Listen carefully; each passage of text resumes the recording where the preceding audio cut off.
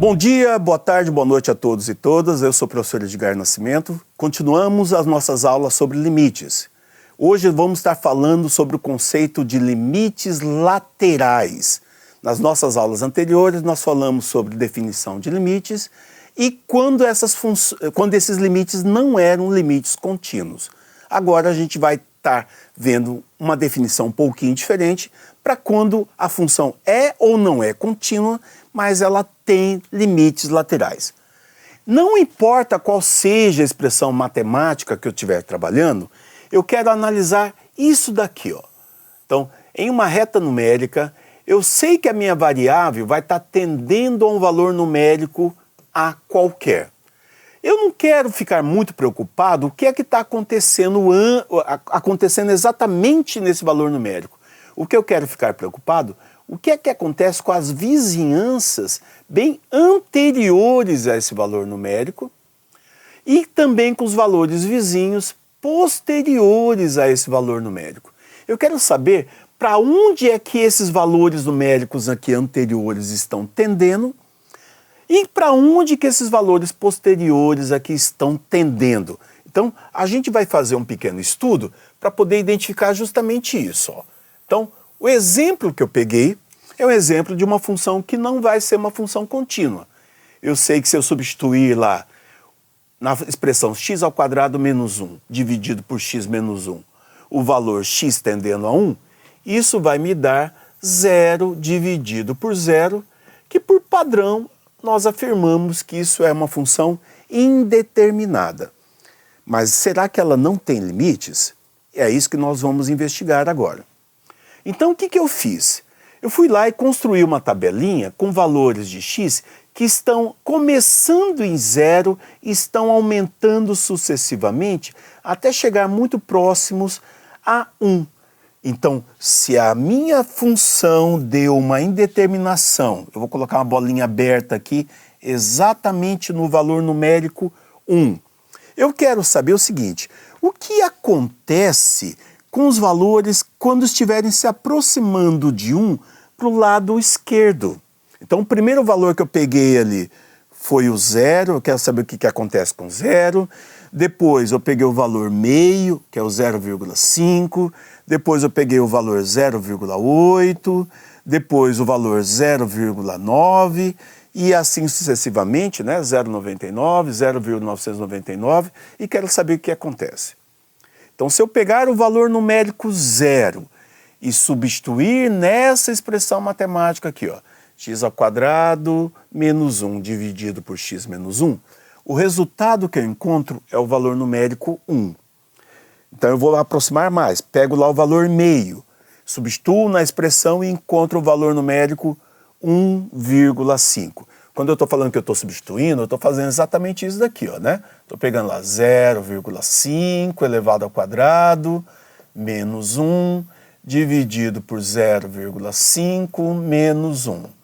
0,5 elevado ao quadrado me dá 0,25, isso menos 1, e 0,5 menos 1 me dá menos 0,5, menos meio.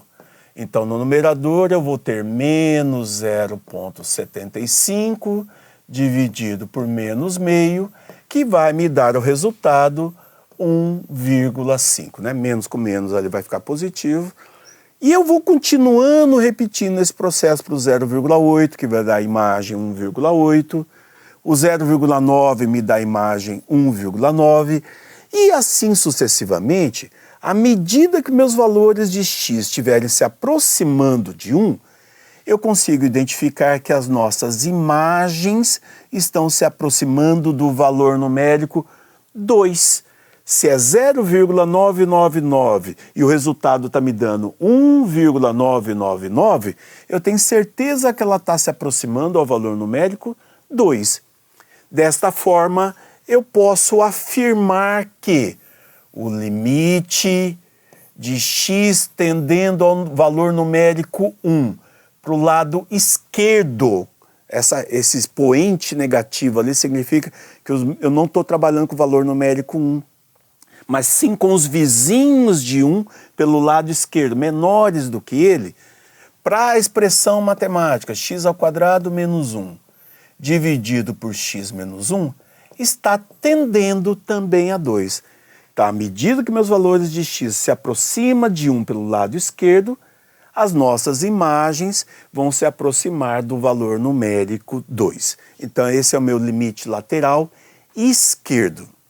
Faço a mesma coisa para observar o que acontece com os nossos valores de x quando eles se aproximarem de 1 pelo lado direito. Ó. Então, o primeiro valor numérico lá que eu pego é o valor numérico 2, depois eu diminuo para 1,5, depois eu diminuo para 1,2, diminuo para 1,1, 1,11 e assim sucessivamente vou tentando diminuir esses valores o máximo possível. Se eu fizer isto com 2, o resultado da imagem é 3. Com 1,5 a imagem cai para 2,5. Para 1,2 a imagem cai para 2,2. E assim sucessivamente eu consigo observar que fazendo essas substituições sucessivas, quanto mais próximo de 1 meu valor de x for, mais próximo de 2 a minha imagem também vai estar.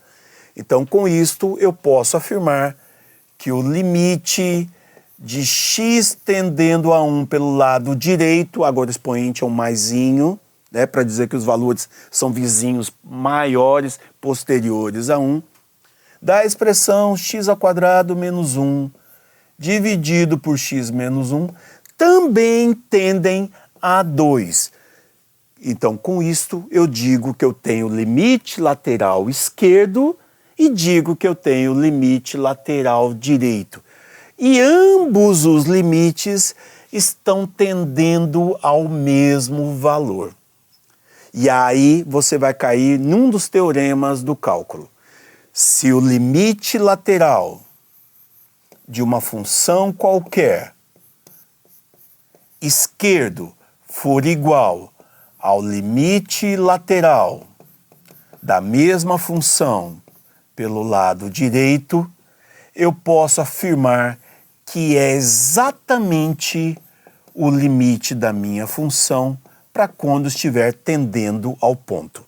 Então, se o limite lateral esquerdo me dá o mesmo resultado do limite lateral direito, eu posso afirmar que eu tenho o limite do ponto. Em outras palavras, se o comportamento da minha função antes do 1 é o mesmo comportamento da minha função após o 1, eu posso dizer que é exatamente o comportamento da minha função quando estiver sendo igual a 1. Então, limite lateral, é interessante que a gente monte uma pequena tabelinha como essa daqui para poder resolver, que vai nos ajudar muito para poder conseguir resolver e encontrar o valor do limite. Nesse caso aqui especificamente, eu já fiz os cálculos previamente, né? Mas recomendo que vocês utilizem uma calculadora para poder fazer esses cálculos que vai nos ajudar muito a encontrar o nosso resultado dos limites laterais. Muito bem, obrigado, até o próximo conteúdo.